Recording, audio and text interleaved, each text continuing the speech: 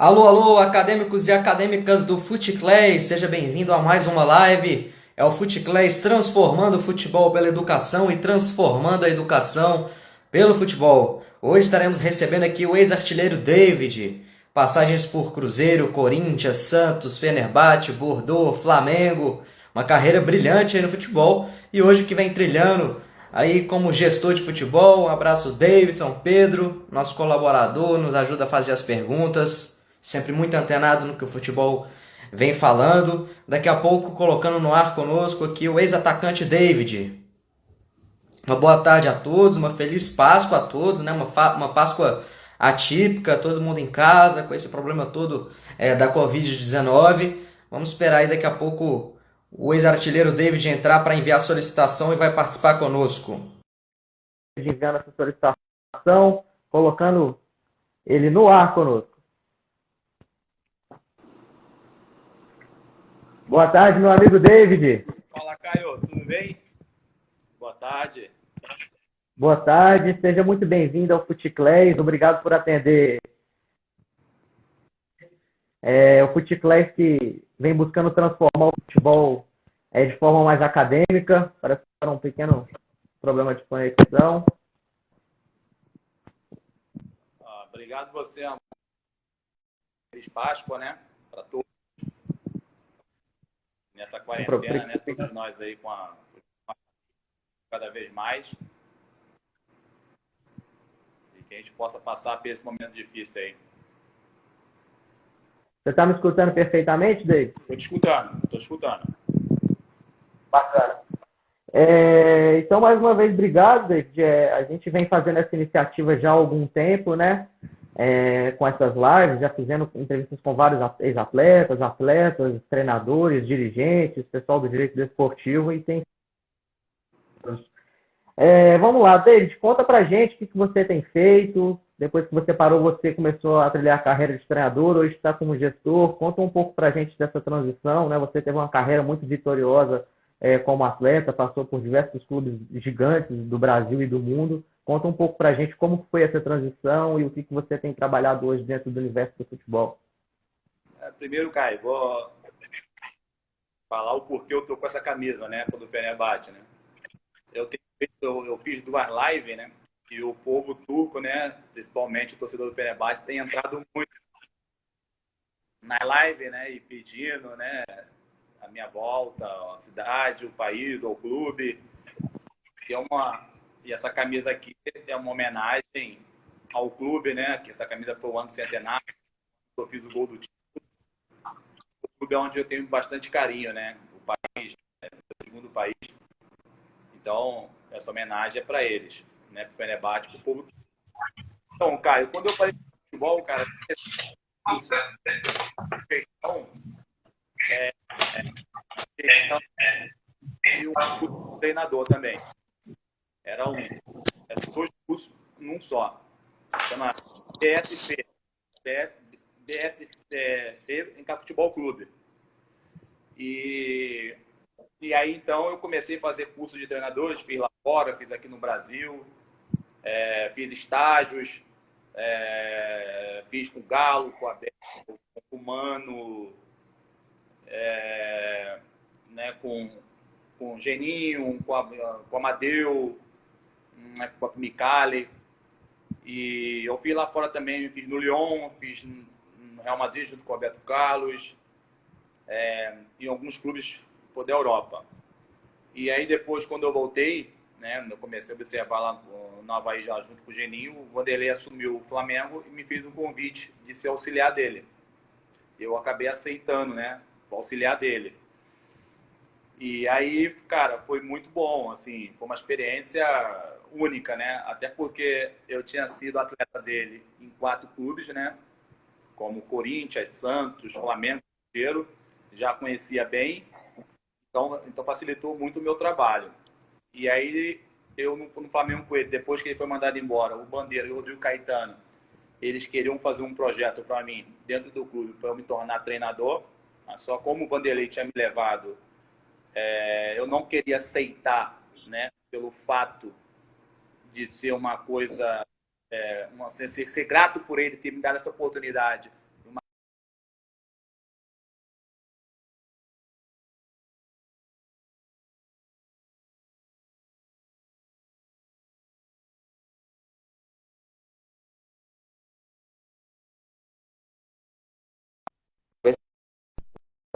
com o David. Oi. Acho que agora voltou. Voltou? Aí nós fomos pro Cruzeiro. Voltou. O Cruzeiro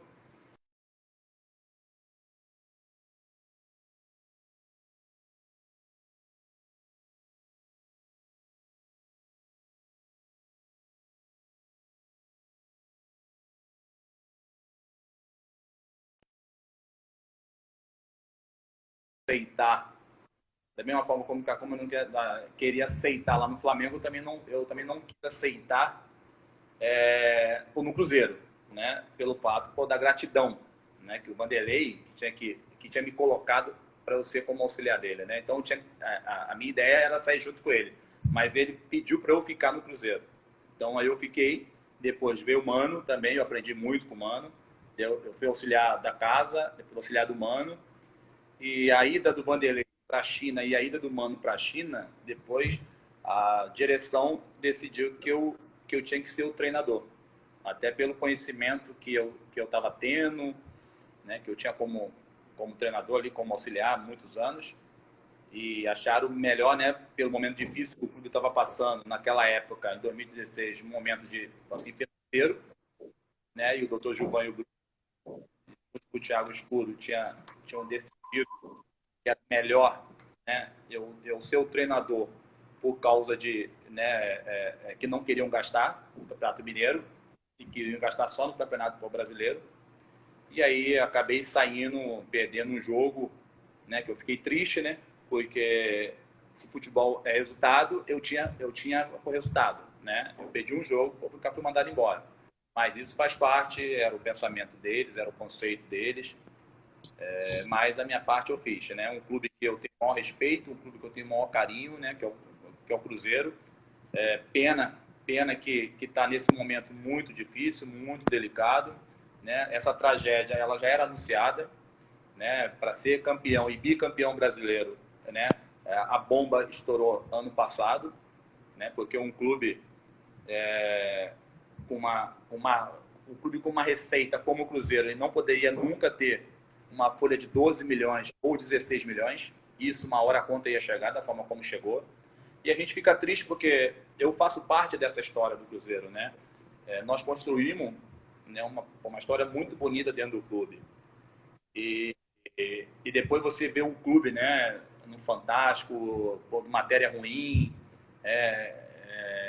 uma matéria que o clube não estava acostumado, que o clube, né, está acostumado a ser campeão da Libertadores, Brasileiro, Campeonato Mineiro, Copa do Brasil, e de repente muda a página, né? Então foi muito triste. Espero que isso sirva de lição, né, que consiga colocar o Cruzeiro aonde merece, que é na primeira divisão, e disputando o título do ano, né? Então isso me deixa muito positivo, que as pessoas que vão entrar, né, que são uma pessoa muito séria, sejam uma pessoa competente e que possa tirar o Cruzeiro dessa lama, né? Então esperamos que o Cruzeiro possa voltar. Isso vai ser bom para Minas Gerais, né, para o estado, para o clube. Sempre é bom ter os dois clubes, né, brigando por título, né? Isso é sempre bom bom para o estado. A gente só fala muito do Rio e São Paulo. Então a gente esquece às vezes o Rio Grande do Sul, esquece Minas, assim, Goiânia. E cara, futebol ele é matemática, né? Você nunca pode gastar mais do que você ganha. Isso acabou estourando. Bacana. David, você fez um balanço geral aí, né? Falou que você trabalhou com diversos treinadores, alguns com perfis bem diferentes, ideias de jogo diferentes, né? Falou também um pouco de alguns dos problemas da gestão do futebol brasileiro, imediatismo, problema de gestão até mesmo financeira. Sabemos que um dos conceitos mais importantes hoje é o modelo de jogo, né? A maioria dos clubes ainda não tem um modelo documentado, de acordo com a sua história, cultura. Existe sim um imaginário do contexto formulado pelo torcedor, pela imprensa, mas assim, documentado no papel, uma forma de jogar, ainda não existe. E acaba que os clubes buscam os treinadores muito mais pelo nome do que por um projeto, pelas ideias dele. E isso faz com que a questão se inverta, né? Ao invés do clube formular esse modelo, o treinador forma o projeto e aí troca de treinador, começa outro projeto. Como que você vê essa situação, né, de inverter, o treinador formar o projeto do clube e não ao contrário? E nos clubes que você passou na Europa, era diferente? Muita diferença, né, cara? Muito diferente. Lá se tem metodologia, né, cara? Lá se tem conceitos, princípios, aquilo que você pensa. O que Jesus está fazendo aí é o que ele sabe, o que ele aprendeu na Europa, né? O Flamengo foi atrás dele. Falou, já que vocês vieram atrás de mim, então vai ser do meu jeito. Eu quero uma multa, tal valor, então eu vou colocar o que eu estou pensando do futebol. E ele deu uma sorte que a maioria dos jogadores que estão no Flamengo é tudo jogador europeu. Se você pegar o Diego Alves, Rafinha, o Davi Luiz, o lateral Felipe esquerdo, Luiz. Felipe Luiz, aí você pegar o zagueiro espanhol que foi embora, se você pegar o, Isso. o, o Gerson, o Everton, Gabigol, pô, passou o ano na Europa, mas passou. É. O Diego, assim, a Rascaeta, que tem a mentalidade europeia. Então é o seguinte, então ele colocou aquilo que ele pensa de futebol no Brasil. Coisa que a gente não consegue. O treinador brasileiro, ele não consegue colocar a metodologia dele. Por quê? Porque ele joga para defender emprego. Ele não joga pelo conceito. Porque assim, a coisa que eu mais brigo. O Cruzeiro, o Mano era campeão da Copa do Brasil, campeão da Copa do Brasil, mas era sempre criticado. Porque a filosofia do Mano não é para o Cruzeiro. A filosofia do Mano é para um Atlético, é para um Corinthians. O Cruzeiro, ele já tem a sua história, a sua escola, que é o quê? Propor jogo. O Cruzeiro, ele toma de 3, mas tem que fazer 5. Entendeu? Agora, o Atlético não. O Atlético, ele pode ganhar de 1-0 para ele ser campeão. Entendeu? Então, são escolas diferentes. Né? Então, assim, aqui no Brasil, você se contrata muito pelo Twitter, muito pelo que a imprensa fala, muito pelo que o torcedor fala, não pelo teu conceito de jogo. Então, assim, se o meu Cruzeiro ele joga ofensivamente, por que eu vou trazer um treinador que joga defensivo? Em 3 meses, eu vou mandar ele embora.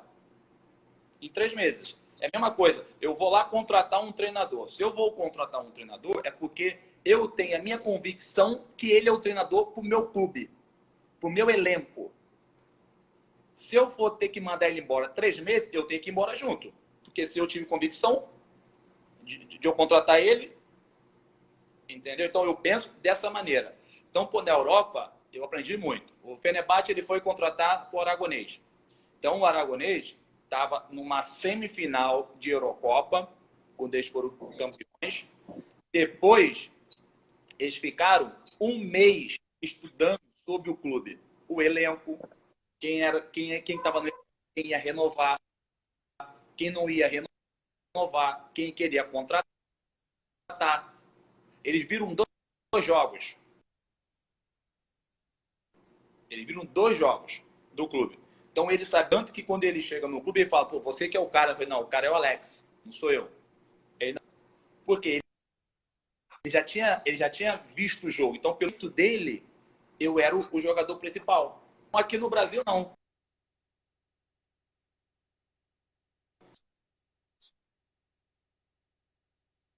Você contrata, não, eu vou contratar o Vanderlei porque eu vou pagar o incêndio. Eu vou contratar o Mano porque o Mano tem casca grossa. Você não está contratando essa. Você está contratando para tirar a pressão de você. Entendeu? Por isso que ele vai ter um resultado. O Grêmio ele vai chegar na escola porque é um trabalho a longo prazo. É um trabalho com um treinador que joga ofensivo. Não um treinador que joga. Que nem você pegar o Corinthians. Pega o Corinthians de 98 e o Corinthians de 99, que era do Vanderlei e do Oswaldo. Era um Corinthians que jogava no 4-3-3 ofensivo. Né? Era uma escola que jogava ofensivamente. Aí veio a escola de 2002, do Parreira, que o Vanderlei sai, vai para o Cruzeiro e fica o Parreira. Né? Travou? Parece que travou, mas o seu áudio está legal. Então, aí você pega a escola do Vanderlei, e aí o Parreira manteve a escola. Agora travou o áudio também. Ô, David, deixa eu te perguntar, você está no internet Wi-Fi ou no 4G aí? Que agora travou, eu não estou nem te escutando.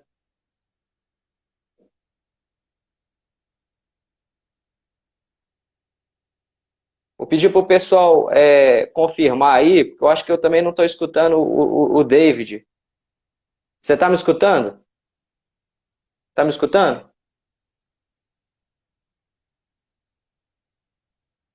Você está me escutando? Eu vou reiniciar, pede para voltar. Pessoal, vou pedir o David para voltar aqui. Parece que teve um problema de conexão. Vamos ver se ele pede para reiniciar aqui. Que aí a gente reinicia porque teve um pequeno problema de conexão.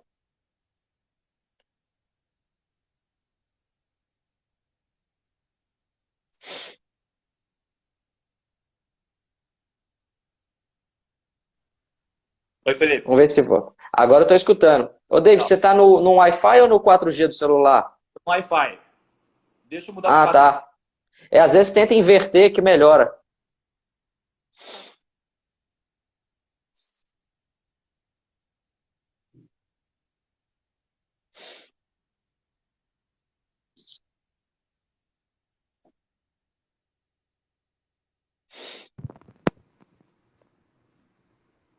Foi, Felipe? Caio, foi? Agora melhorou. Então, Caio. Então, aí você pega a escola do Corinthians, né? Sai a escola do Vanderlei, ou do Oswaldo, a escola do Parreira, e entra a escola do Tite e do Mano, né? Que já está enraizado esse conceito dentro do Corinthians, que é jogar da linha Isso, 2 para a linha 3, certo? Aí, isso. no período, veio Cristóvão Borges e veio o Oswaldo querer mudar. Não conseguiu, porque já está enraizado. Por que o Corinthians colocou o Carille? Porque o Carille trabalhou 9 anos como auxiliar do Tite e do Mano. Ele só colocou o conceito que ele aprendeu, que é jogar da linha 2 para a linha 3. Só que naquele momento, o time do Corinthians era um time limitado. O Carille identificou isso. Não vou mudar nada.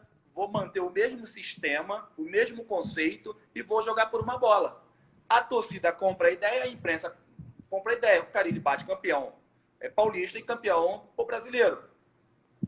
Entendeu? Então, os dois treinadores que tentaram mudar esse sistema que já está enraizado dentro do Corinthians não conseguiram. Entendeu? Aí depois veio os estrangeiros. O Sampaoli e o Jesus. Começou a dar certo. Da forma como eles, do conceito deles. Aí começou a cair em cima dos treinadores que jogam defensivo. Entendeu? Ah, o Carille joga feio. Mas ele jogou feio há 2 anos atrás, pô. Há 2 anos atrás. Ô, Entendeu? David, mas sem querer te interromper, entrando nessa discussão do que é jogar feio, do qualidade de jogo, você não acha que isso é uma coisa muito, talvez, relativa? Eu acho que o controle de jogo ele também pode estar ligado a executar bem as ideias do treinador e não necessariamente ter um jogo ofensivo. A gente viu muito essa discussão agora entre o Simeone e o Klopp, né? O Klopp deu essa declaração, que se for jogar dessa forma, mas eu tendo a entender que o jogar bem não é necessariamente ter um jogo apoiado ofensivo, mas sim ter o controle do jogo, de forma que os jogadores tenham comportamentos bem definidos. Ou seja, por mais que o Mano, o Carille, tenha um jogo um pouco mais reativo, a gente vê uma organização comportamental muito forte. Você não acha que falta essa leitura tática, principalmente para a imprensa brasileira, para a torcida entender também que a qualidade de jogo não necessariamente é só um jogo muito apoiado, um jogo muito ofensivo? Não, eu não estou falando que o time deles, o Caio, eles jogam Sim. defensivo, mas é desorganizado. Não, não por enquanto. Eu Sim. trabalhei com o Mano. O Mano, ele é muito organizado. Tu não vai ver o time do Mano ser uma bagunça. Tu não vai ver. Tu vai ver. O É. Mano sabe organizar o time. O Mano sabe organizar. O Mano sabe. Só que ele tem na cabeça dele assim 3 volantes. Ele não abre mão. Só que o 3 Uhum. volantes você pode jogar ele ofensivo ou como você pode jogar ele por defensivo. Entendeu? Eu Uhum. já vi um 4-3-3 defensivo. Eu já vi um 4-1-4-1 mais ofensivo. Entendeu? Só que é o seguinte, eu falo que os treinadores brasileiros, eles jogam para defender emprego. Ele não joga porque eles pensam no sistema, no conceito, no princípios, na metodologia. Não, isso não existe no Brasil. Sabe por quê, Caio? Porque se você perder na quarta, perder no domingo, no próximo jogo, você está ameaçado. Em um mês, foram mandar embora 5 treinadores. Em um mês. 5. Como é que você vai dar padrão em um mês? Não tem como. Tá chegando jogadores no meio da temporada. Isso é impossível. Só que a gente trabalha com mediatismo. Muito se fala, o estadual não serve para quem ganha. Para quem perde, serve. Porque Verdade. 8 times, um é campeão, o resto é tudo ameaçado. Entendeu? Porque, cara, a gente mora num país que é muito mediatismo. Entendeu? Então é o seguinte, o sistema... Vou te dar um exemplo pro Rogério Ceni. O Rogério Ceni, ele foi, estudou, se preparou e tal, queria mudar o São Paulo, jogar ele, o São Paulo, pular na frente, pôr no jogo e tal. Não conseguiu. O maior ídolo que seja, não conseguiu. Agora, se ele joga atrás para defender emprego, só que ele tem na cabeça dele o conceito dele, independente de... É o que acontece na Europa. Se você pegar o Guardiola, os times que ele tem, tem muito dinheiro, concordo, só que ele tem um sistema dele, ele tem um conceito dele. Para aonde que ele vá, ele monta o sistema dele no 4-3-3, ou 3-4-3, ou 4-3-3, ou 4-3-1. Aqui no Brasil, você não consegue. Como é que você vai montar? Eu vou te dar um exemplo rápido. O Micali. Micali tinha jogadores de qualidade nas Olimpíadas, tinha jogadores de qualidade no Atlético. Como é que ele vai colocar isso no Figueirense? Não tem como. Entendeu? Ele tem um conceito dele. Só que ele, numa Série B, ele vai ter que mudar. Não tem como. É igual agora o Cruzeiro. Não adianta o Cruzeiro colocar jogadores de Série A que não estejam acostumados a jogar uma Série B. Jogar uma Série B é totalmente diferente de jogar uma Série A. Não vai achando que você vai pegar campos igual o Mineirão. Não vai. Não tem como. Se você pegar campo ruim, tem horas, você vai ter horas que o Cruzeiro vai ter que dar chutão. Então, o Cruzeiro vai ter que jogar feio. Entendeu? E a pressão vai estar muito grande, porque vai ter que subir. E só subir não vai se contentar. Tem que subir ganhando. Entendeu? Então, tudo isso se passa. Entendeu? Então, assim, eu tenho um conceito. Eu vou trabalhar no Santos. Eu tenho um conceito como treinador. Será que eu vou ter tempo para colocar o meu conceito? Eu não vou ter tempo para colocar o meu conceito. Porque se eu perder 3, eu não tenho experiência, eu sou novo, eu ainda não tenho bagagem. Entendeu? Então, assim, os 20 anos que eu joguei, os estágios que eu fiz, os cursos que eu fiz, sendo auxiliar de 2 treinadores muito renomados de seleção brasileira, não serve em nada. O que serve no Brasil é ganhar e ganhar e ganhar. Se você ganha, você está dentro. Se perdeu, não, você está fora. Se você analisar, os trabalhos mais vitoriosos que tem no Brasil são os trabalhos por longo prazo, que é o Tite no Corinthians, que é o Muricy no São Paulo, que é o Vanderlei no Santos, que é o Renato Gaúcho no Grêmio, que é o Jesus. O Jesus vai ganhar tudo no Brasil, porque vai ter tempo. Entendeu? Essa é a diferença. Bacana. Ô, David, o Alexandre Lemos, que trabalhou no Cruzeiro, hoje está no Red Bull, está te mandando um abraço, treinador. Ele está perguntando quais são as prioridades na formulação da sua ideia de jogo. Vou aproveitar esse gancho dele, ele também está pedindo para você diferenciar do treinador brasileiro para o europeu. Vou aproveitar porque você falou um pouco de sistemas táticos, né? O Guardiola mesmo, ele é um crítico, ele fala que os sistemas são meros números de telefone. Hoje em dia não é a principal referência de posicionamento da equipe, não é um 4-3-3, um 3-5-2, enfim, são os comportamentos, os princípios, amplitude, profundidade, cobertura ofensiva. Esses comportamentos são mais importantes na construção da ideia de jogo. Você pensa assim também? Quais são as suas prioridades e a diferença desse trabalho europeu para o brasileiro? Você acha que o treinador brasileiro ainda se apega muito ao sistema tático, por exemplo? O europeu ele se preza muito no esquema tático, mais na organização. Já o Guardiola, ele faz uma bagunça organizada. Né? Quando ele coloca o Messi como falso 9, né? O Messi era um falso 9, porque o Messi vinha aqui atrás dos volantes pegar a bola. E nisso deixava assim, os zagueiros sem referência. Então ele criava uma superioridade numérica no meio, o zagueiro, fazia o zagueiro adversário sair para começar a entrar os pontas, os meias, que entrava o Xavi, entrava o Iniesta, entrava o Corretor, entrava o Pedro. Entendeu? Então, por causa disso que ele fazia o Messi vir como falso 9 e o Messi vir no meio para fazer um losango. Então, ele fazia sempre 4 contra 3. Então, assim, legal, 4-1, 4-1, 4-3-3, 4-2-3-1, 4-4-2. Isso é o menos que importa. O que importa é você preencher espaço dentro do campo, você saber jogar sem a bola e com a bola. Né? Se você pegar a seleção de 82, ninguém marcava. Todo mundo preenchia espaço. Com a bola, ninguém perdia. Era só bola em pé. Entendeu? Então, assim, eu acredito muito. O nosso time de 2003, o Vanderlei no Cruzeiro, e o nosso time de 2004, o Vanderlei no Santos, e o nosso time de 2002 no Corinthians, a gente não marcava ninguém. A gente só preenchia espaço. Todo mundo já sabia onde tinha que estar. Só que quando pegava a bola, a gente saía por velocidade, saía a bola em pé. A gente conduzia o jogo. Né? A gente devendo de estar lá na frente em 1 minuto, a gente chegava lá em 3. Mas chegava assim, com eficiência. Entendeu? Então, isso interfere muito.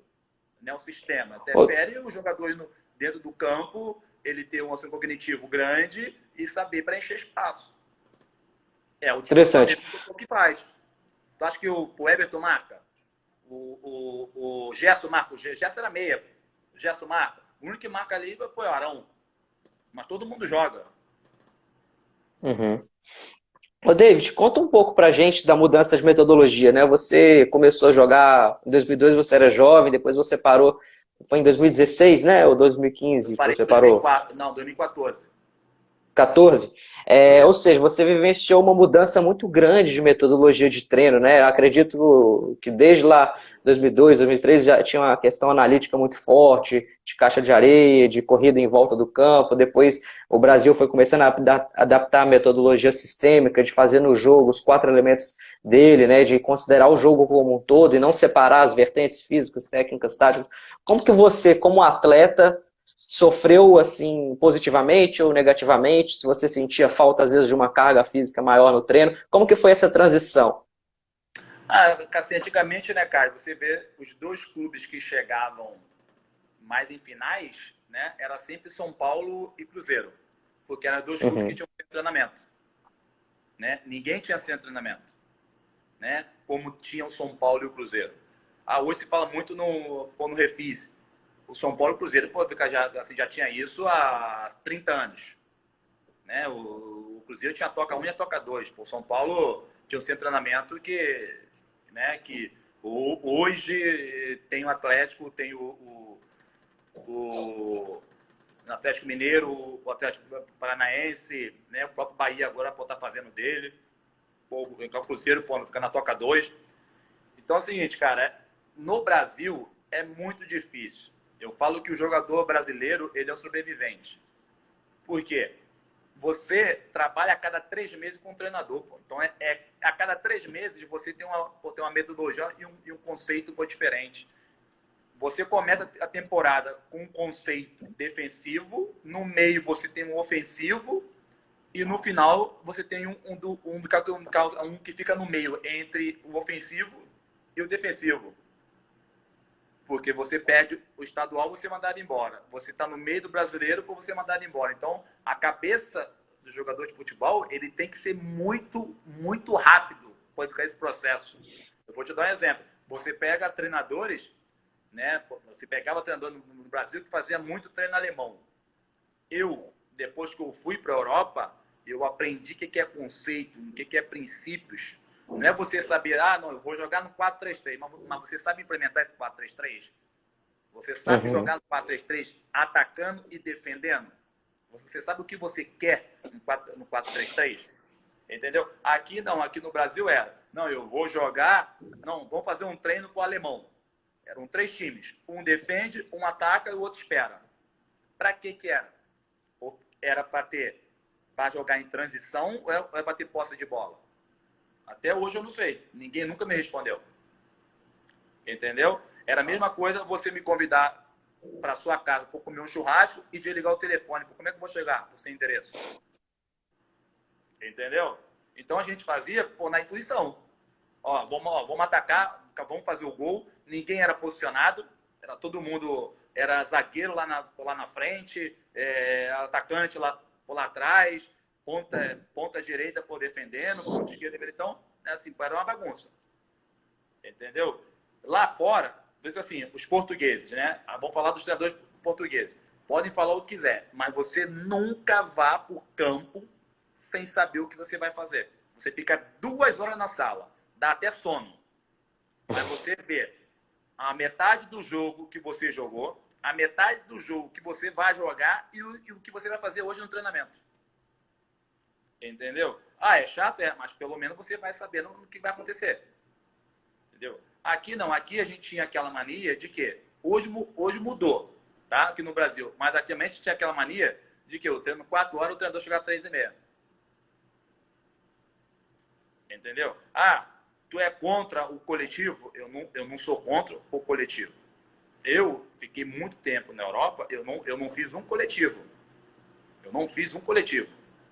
Entendeu? Porque se você analisar, você não usa 105,68. Né? Você usa em 45 a 48 metros. Qual é o país? Lá é assim, qual é o país que tem a maior transição? A Alemanha. Nós vamos jogar contra time com alemão na Champions League ou na UEFA. A gente faz um trabalho de transição. O time titular ataca do meio para frente e o treinador fica com a bola na mão e de repente ele salta. Ele solta a bola para o quê? Para o zagueiro temporizar. Ele temporiza, ele não dá bote. Se está 3 contra 3, ele não dá bote. Ele vai temporizando, até chegar na grande área, na linha da grande área. Ele não entra na área.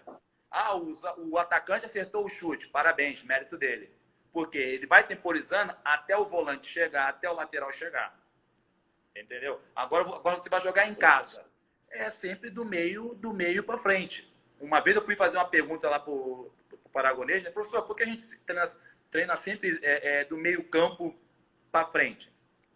Ele falou assim, meu filho, todas as vezes que a gente for treinar assim, a gente vai sempre jogar por compactado. Porque se eu abrir o campo, a gente não vai conseguir por compactar. Nem para atacar, nem para defender. Aí ele falou, eu vou botar 45 ovelhas por um quadrado. Durante um ano. Depois dessas 45 ovelhas, eu vou tirar depois de um ano, eu vou botar ela num pasto. Como é que elas vão andar? Aí eu falei, junta. Ele, então, isso é um time de futebol. Quanto mais você treina junto, mais você vai ficar junto. Entendeu? Então, Bacana. isso... Legal, interessante. Deixa eu só complementar, você está falando muito dessa questão de jogar junto, a questão da compactação. Você era atacante, um atacante terminal, um centroavante. Dentro dessa nova metodologia, nesses novos conceitos, quais eram as funções que mudou um pouco para você na Europa, principalmente nesse posicionamento de compactação, por exemplo, defensiva, da bola coberta, bola descoberta, né, de estar pressionando, talvez na transição defensiva, aquele pressão pós-perda muito forte. Mudou muito para você as suas funções como centroavante do Brasil para a Europa? E como que você vê hoje as valências novas de um atacante terminal? Muito se fala, por exemplo, também do falso 9, mas o falso 9 não necessariamente precisa ser um meia para fazer o jogador. Ele é uma função, né? Uma função de esvaziar a área para depois preencher ela no momento certo. Ou seja, um atacante que tem mobilidade pode fazer isso. Como que você vê essas novas valências, seja organização ofensiva e defensiva, dentro desses conceitos que você está falando? Muito bom, assim. Muita gente fala assim, o falso 9. Para que serve o falso 9? Ele serve para espaço para os meias. Ele serve para abrir espaço, né, para os pontas. O falso 9. O que o falso 9 faz? Ele tem que deixar os zagueiros sem opção. Para quê? O zagueiro ele vai ter que caçar. Quando ele vier caçar, por quê? Você faz uma superioridade numérica. Então você faz um losango. Os 3 do meio, mais o falso 9. Tu vai induzir o zagueiro vir caçar. Nessa que o zagueiro caça, a bola vai entrando no espaço que ele está abrindo. Entendeu, cara? Isso, o Aragonês fazia muito com a gente isso. Você vai abrir espaço para os meias e para os ponta. Vem fazer possibilidade numérica. Deixa os zagueiros sem função. Porque os meias, os volantes, eles vão começar a falar, pô, tá sobrando. Não é que tá sobrando, é que o falso 9 veio, fez o losão, ele fez um 4 contra 3. Nisso ele tá induzindo o zagueiro vir. Nessa que ele vem, os pontas começam a entrar e os meias começam a entrar. Né? Eu joguei umas quartas de finais contra o Chelsea, né? Com o Theo e os dois Fez um golaço, inclusive, né? Lampa, Ballack, Makelele, Drogba, Maludá e Ezen. Cara, o sistema dos caras era nítido, era um só, ganhando ou perdendo. Eles não mudavam. Era o Mourinho, David? Era o Mourinho no Chelsea? Não, era o Ancelotti? Não, era o israelense, que tinha saído do Mourinho e entrou ele. Uhum. E aí o time do Chelsea marcava da linha 2 para trás. Sendo que tinha que ganhar o jogo. Eles marcam da linha 2 para ficar para trás. Já é um conceito deles. Entendeu? O Alex, eu e Alex, a gente não conseguia dominar a bola de frente. Era sempre de costas. E dominava a bola e botava para trás. Dominava a bola e botava para trás. Por quê? Os caras fizeram um caixote no Alex. O melhor jogo que eu vi tático por zona. Ninguém marcava o técnico individual. Só a zona. Aonde Alex caía, tava um. Aonde Alex caía, tava um. Os caras fizeram um caixote. Entendeu? Então, assim, o conceito, se você tiver um entendimento de um jogo, você nunca vai correr errado, cara. Entendeu? É que aqui no Brasil, a gente, assim, que nem na Europa, volante não domina a bola de costa. Volante não carrega a bola. Tu vê que na Europa os volantes só dão 2. Eles só ficam de frente, de lado. Toda vez que o volante ele domina a bola de costa, ele vai perder. Entendeu? Eu lembro que uma vez o Luiz Henrique, né, o treinador do Barcelona, o Neymar estava na ponta e a bola estava na outra lateral. E o Neymar veio para o meio. Ele falou, você é mais importante para mim aqui do que tem lá perto da bola.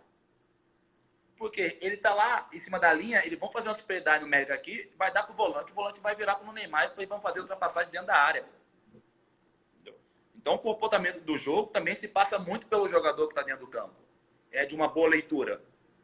Que às vezes você pega o jogador, passa para ele, né, uma preleção, que nem eu falei, eu estava dirigindo um clube e eu falei para um meia.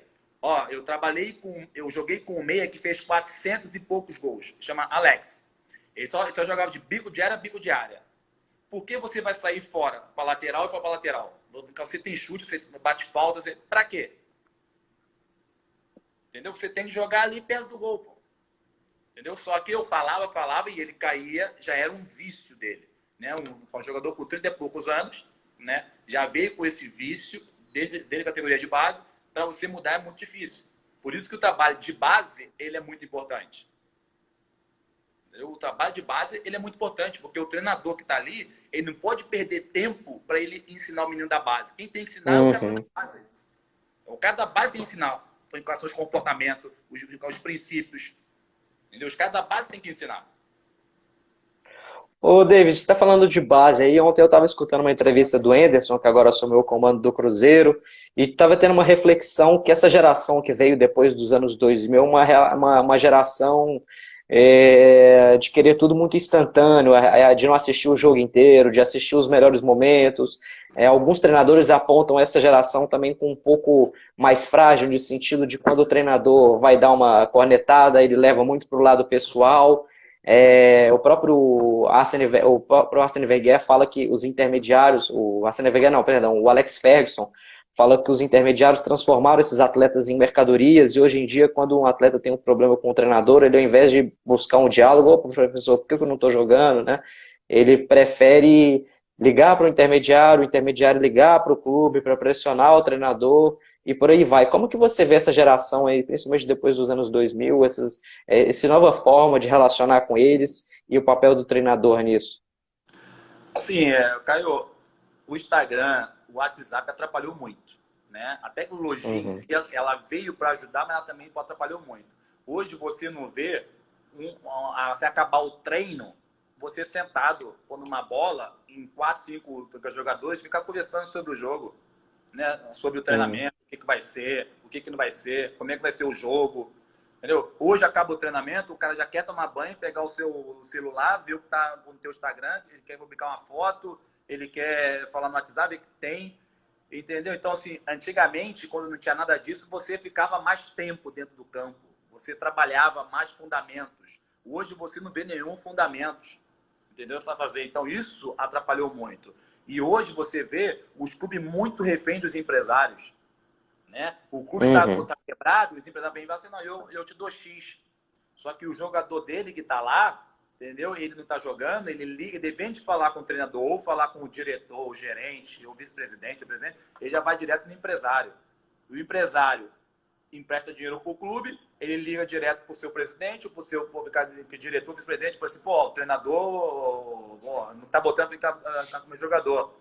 E aí o dirigente vai lá cobrar o treinador porque não está botando o menino para jogar.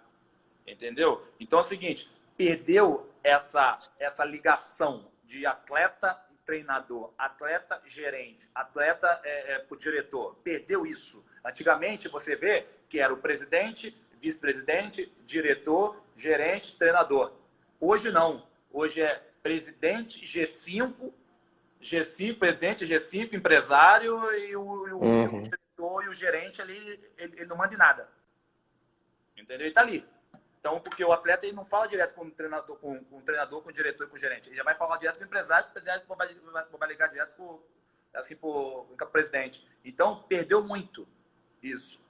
Né? Então, assim, é que nem eu falo, eu fui muito rico de base. Eu tive base, eu fui muito rico.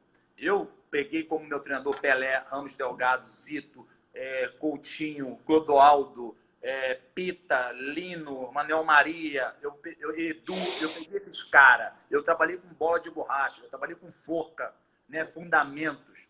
Hoje você não vê fundamentos no futebol. Né? Você não vê um lateral, né, cruzando bem feito, você não vê um atacante por cabeceando. Entendeu? Então isso acaba o quê? O treinador lá no profissional, ele não pode ter um trabalho, né, assim, de ensinar o menino, né? Porque aí hoje também vem, né, pô, com a fisiologia, vem, o menino tá cansado, tá com a perna cansada, pô, fica com 19 anos, com 20 anos, pô. Entendeu? Ele tem que trabalhar fundamentos. Ele tem que bater 10 com a perna direita, 10 com a perna esquerda, ele tem que cabecear, ele tem que fazer o lateral esquerdo por cruzar, entendeu? Porque isso é o dia a dia. Isso que você vai fazer dia de sábado, depois de domingo. Entendeu? Eu lembro que com aquele gol lá que o Ronaldinho Gaúcho fez debaixo da barreira contra o Santos. O cara é gênio. Mas no dia anterior ele treinou, pô. No sábado ele treinou 20 bolas. Ele falou comigo, David, cava uma falta. Eu falei, por quê? Não, vou fazer igual no Barcelona. O Durval e o Edu é alto, eles vão pular, o povo vai meter por baixo. Então isso é treino. Entendeu? O cara é gênio? Mas isso é treino. O cara treinou aquele dia anterior para ele fazer aquilo ali. Ele não fez de uma hora para outra. Entendeu? Isso falta muito hoje. Você vê, eu via o Alex bater falta no Cruzeiro, o Alex batia 50 faltas por dia.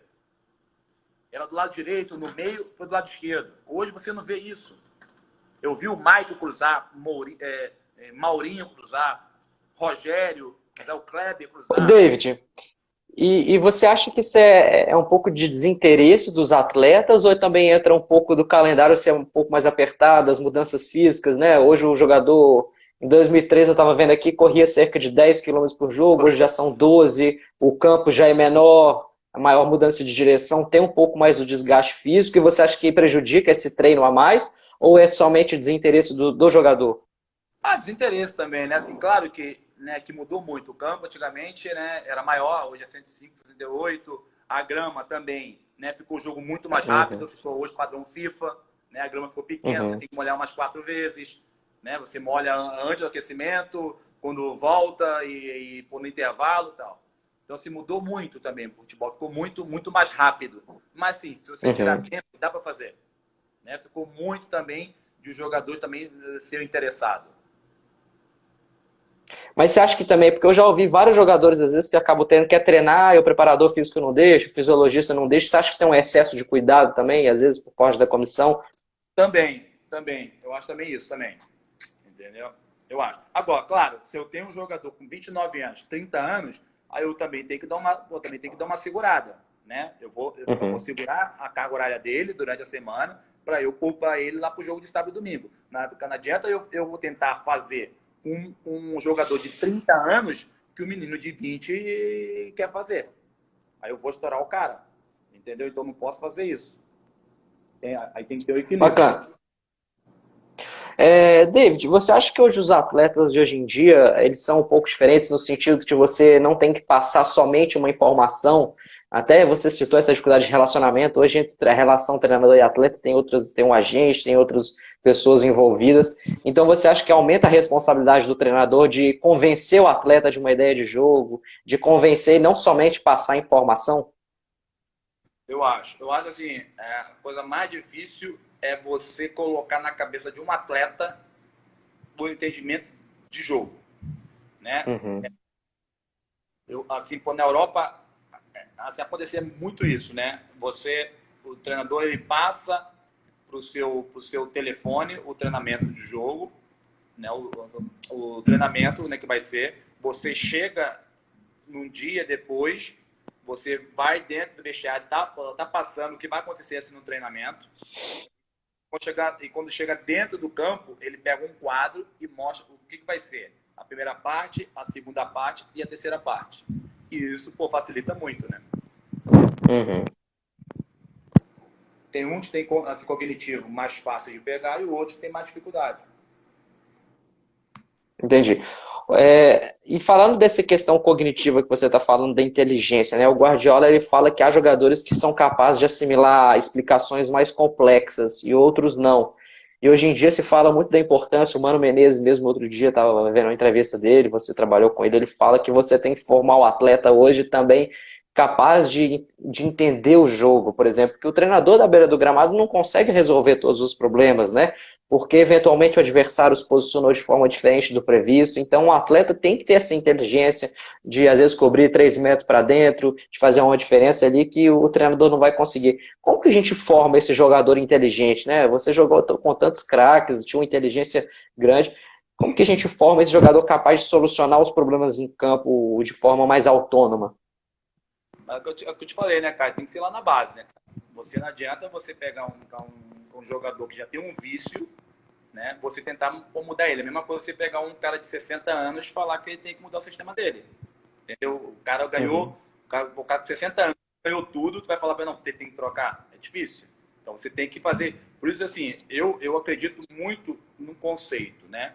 Se você tem um conceito lá na base que você está implementando como profissional, quando o jogador sobe, a única dificuldade que ele vai ter é jogar com pressão, com torcida.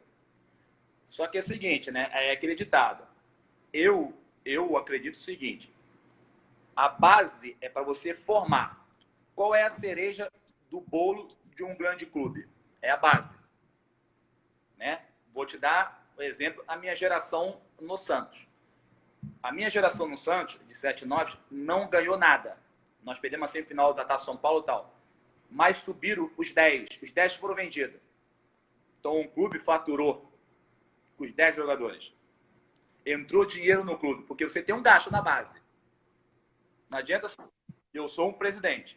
Aí o treinador da base, ele ganha tudo. Mas revelou quem? Ninguém. Eu mando ele embora. Porque eu estou tendo custo. Eu estou tendo custo. O que adianta eu ganhar? Sendo que eu não estou revelando ninguém. Eu tenho que revelar. Entendeu? Então, entra também nesse processo. Por isso que eu sou contra de a base comprar jogador. A base não tem que comprar jogador. Eu, no Cruzeiro, tu acha que eu tenho que comprar jogador? Eu tenho que formar jogador. Se eu não conseguir formar jogador, eu tenho que ser mandado embora. Não existe base comprar jogador. Peraí, como é que eu estou comprando jogador, sendo que eu não consigo formar nenhum jogador desde o sub-11, 12, 13, 14, 15, 17, 18, 19. Eu não consigo formar. Eu sou muito ruim. Pô, eu tô no Cruzeiro, eu tô no Flamengo, eu tô no Corinthians, eu tô no Santos, no Palmeiras, no São Paulo, eu não consigo formar, tem alguma coisa errada. Entendeu? Então isso, tudo que tu tá me falando, cai muito nisso. Interessante. O David, fala... Atrás também da parte dos caras da imprensa, né? Do entendimento. Agora que eu lembrei. Eu vejo muito assim, a imprensa do Brasil, ela nunca fala em cima de sistema tático. Ela sempre fala o seguinte: ô, mano, por que o Caio jogou mal? Por que o Caio entrou mal? Ela nunca pergunta: ô, mano, por que você fez a semana todinha um treino num 4-2-3-1 e você jogou no 4-3-3? Nunca tem uma pergunta dessa. É sempre porque Ela quer criar intriga, né? sempre porque o fulano de tal quando jogou bem, é porque o cara entrou mal, é porque você mexeu errado. É sempre isso. Nunca eles falam no sistema tático. Nunca. Entendeu? Eu vejo o único cara da imprensa que eu vi perguntando pro Mano sobre esquema tático chama Adroaldo da 98. Ah, Foi o único. bacana. E isso é importante mesmo. A gente até tem um projeto aqui no FootClass que a gente vai começar a cobrir os jogos assim que voltar e justamente para buscar essas perguntas mais acadêmicas que elas fazem falta também para poder levar o nível, né? Ô, David, deixa eu te perguntar mais uma coisa sobre base. Diga. Pode falar, cara. Você estava falando aí, né, anteriormente, a questão do celular, a questão da imagem. Você acredita que as seleções de base hoje em dia, o jogador hoje com 15 anos já tem uma seleção, já é convocado, já vai lá, já vai tirar foto, já posta para todo mundo. Você acha que pode atrapalhar um pouco o jogador? Falta um pouco da estrutura emocional para chegar na seleção sub-15 e acaba se deslumbrando, se acomodando. Você acha que a própria CBF precisa tomar um cuidado com relação a isso, os clubes, de preparar ele melhor psicologicamente para essa seleção de base, principalmente a partir dos 15 anos, que ainda é um adolescente, né, e pode ver aquilo tudo, bater, ver a Granja Comaria, toda aquela estrutura e pode deslumbrar demais? Hoje todo mundo quer ser o Neymar, né? Todo mundo quer andar de helicóptero, todo mundo quer ter uma Ferrari. Né? O menino não deu nem um chute, mas quer um helicóptero. Ele quer alugar uma casa em Angra, quer alugar uma casa com Jurerê. Né? Ele quer ter um carrão. Eu vejo assim, eu moro em Santos, eu vejo muito o que acontece dentro do Santos. Né? O jogador, ele foi convocado, empresário já liga, que já quer um contrato de 30 mil. Entendeu? O menino nem está preocupado em jogar, em se formar, nem deu um chute no profissional, só porque ele foi convocado, o empresário liga e fala que ele tem que ter um contrato porque já tem clube interessado nele e senão ele vai embora tal. Aí o empresário, para não perder o menino, já dá um apartamento, já dá uma casa, porque o menino fala que tem um outro empresário já ligando, querendo assinar com ele tal. Então isso tudo atrapalha. Porque o futebol ficou muito prostituído, cara. Entendeu? Você, como empresário, você pegando um menino com 11 anos, não quer dizer que você vai terminar com ele. Entendeu? Porque chega um outro empresário e diz, pô, eu te dou 1 milhão para você assinar comigo. Ele sai de você e assina. Entendeu? Então, isso atrapalha muito. Tem um amigo meu que ele é empresário, que ele pegou um atleta numa cidade e trouxe onde ele morava. E ele colocou o menino no clube. E ele morava junto com esse meu amigo. Chamava ele de tio, ela de tia e tal. E aí o menino foi jogando, pegou seleção, sub-20, subiu profissional. Chegou um outro empresário, ofereceu para ele publicar 1 milhão. Ele ligou pro cara e falou assim, pô, o fulano de tal pode oferecer 1 milhão, pô, vou assinar com ele, eu te dou 500 mil, eu fico com 500 mil. Um amigo meu falou assim, se o dinheiro para você é importante, pode assinar e ficar com ele. Entendeu? Então você fica muito vulnerável. Entendeu? Eu já vi muito ali no Cruzeiro, jogadores saindo de empresário e assinando com o outro, porque o cara se ofereceu um bom contrato, então se ofereceu dinheiro. Então isso tudo acaba atrapalhando.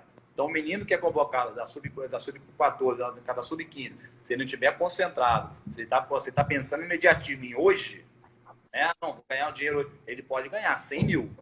Mas ele não sabe que está esperando para ele por lá na frente. Se ele se preocupar... E você tem esse... quando você conversa com esses garotos, você troca esse tipo de ideia, tenta passar essa experiência sua? Tem aquele ditado, né? Tem aquele ditado que se conselho fosse bom, a gente não dava, a gente vendia, né? Então você dá... Você quer falar alguma coisa, pô, o cara foi jogador, O cara agora quer falar. Então, cara, eu não, eu fico na minha, eu fico só observando. Quando um atleta vem falar comigo, eu falo, ó, É, isso, vai acontecer aquilo, vai ter isso, isso. Tem coisas boas e coisas ruins. A vida é feita de escolha. Você vai ter que saber o que escolher. Entendeu? Vamos ver que se as suas escolhas vai deixar você chegar onde você quer chegar, cara. Entendeu? Então é o seguinte, eu já vi vários jogadores chegando na seleção sub-15, sub-17, sub-20 e não dão um chute no profissional. Entendeu? Aí eu bacana. vi que aquele jogador, o caso do Rivaldo, nunca foi convocado para nenhuma seleção de base, o cara foi campeão do mundo. Entendeu? Então depende do foco, né, que você tem. Agora, deslumbrar não tem como, porque a maioria dos jogadores você sai do zero para 100 mil. Entendeu?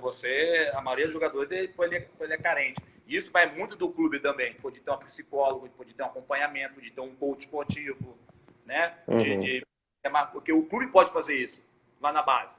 Ó, você está sendo convocado, mas se você voltar da seleção achando que você está grandão, meu filho, aqui tu cai. É, Vai com reserva. Entendeu? Eu vi muito Vanderlei por fazer isso. Vanderlei, pô, subiu o menino para se treinar um profissional. Ele chegava assim, meu filho, aqui você está emprestado. Você vai descer e treinar no júnior. Você vai treinar um profissional, depois jogar no júnior. E se eu souber que você está de corpo mole lá no júnior, que você está achando profissional, eu te mando embora. Entendeu? Agora não. perfeito. É. O meu menino treina num profissional, o menino só treina um profissional, o empresário, pô, já liga, pô, já quer renovar o contrato, já tá falando que tem clube. Entendeu? Bacana. David, quero te agradecer. Já batemos aí quase 57 minutos de um bate-papo muito legal, muito conteúdo. Obrigado por ter cedido um pouco do seu tempo. Quem sabe depois que voltemos à normalidade aí, você vem participar de um dos nossos eventos presenciais, um dos nossos cursos. Será um prazer. Muito obrigado. Agradecer também ao Obrigado. nosso amigo em comum, Sérgio Santos Rodrigues, né? O próximo presidente do Cruzeiro aí, por ter feito intermediado esse contato entre a gente. Muito obrigado. Ah, obrigado. Cara, para mim é um prazer enorme quando falo em futebol, né, que é minha área, que eu fico mais à vontade. É uma coisa que eu sei, que eu aprendi, né? Fui atleta, fui auxiliar, fui treinador. Hoje eu sou gestor, né? Eu não estou mais no Jabaquara. Eu saí do Jabaquara, né, para priorizar mais estudos, mais conhecimento, né? Eu tinha uma viagem para ir para a Europa para estudar, né, para fazer mais um curso de gestão e quem sabe, né, acabando tudo isso aí, eu vou para a Europa estudar e quando voltar, quem sabe a gente se ataca assim, com algum clube. Bacana. Então, muito obrigado, David. A gente vai se falando. Um grande abraço. Valeu, outro. Fica com Deus. Valeu, tchau, tchau.